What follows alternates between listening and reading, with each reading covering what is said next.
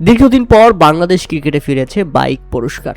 হ্যাঁ দর্শক, এর আগে আমরা দেখেছি বাংলাদেশ ক্রিকেটে আরও 13 বছর আগে বিপিএলে গাড়ি কিংবা বাইক পুরস্কার দেওয়া হতো। সেগুলো অবশ্য জিতে নিতেন সাকিব আল হাসান। তবে এবার সময় এসেছে, দেখিয়ে দিয়েছেন শরীফুল ইসলাম। দুর্দান্ত পারফরমেন্স করে জিতে নিয়েছেন বাইক। হ্যাঁ, ইলুপ মোটরসের ইলেকট্রিক বাইক 3 লক্ষ টাকার একটি স্পোর্টস বাইক জিতে নিয়েছে শরীফুল ইসলাম। শুধু বাইক জিতে নিয়েই ক্ষান্ত হয়নি এই বোলার, নিজের স্ত্রী সন্তানকে নিয়ে বাইক চালিয়েও দেখেছেন তিনি। সেখানে দেখা গেছে বিসিবি সভাপতি তামিম ইকবালও ছিলেন। সন্তানকে নিয়ে বাইকের উপর বসে আছেন শরীফুল ইসলাম। তাতে বোঝাই যাচ্ছে বাইক পেয়ে বেশ খুশি শরীফুল ইসলাম, কেননা দীর্ঘদিন পর বাংলাদেশ ক্রিকেটে ফিরেছে বাইক পুরস্কার।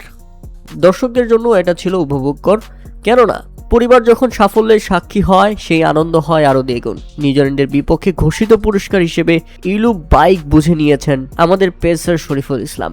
এই প্রাপ্তির ক্ষণে পাশে ছিলেন তার স্ত্রী সন্তান, যা মুহূর্তটিকে আরও স্মরণীয় করে তুলেছে।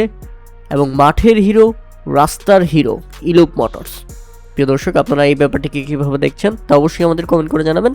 তাতে তামিম ইকবালকে ধন্যবাদ দিতেই পারেন, কারণ তার সৌজন্যেই দীর্ঘদিন পর বাংলাদেশ ক্রিকেটে আকর্ষণের কেন্দ্রবিন্দু হয়ে দাঁড়িয়েছে।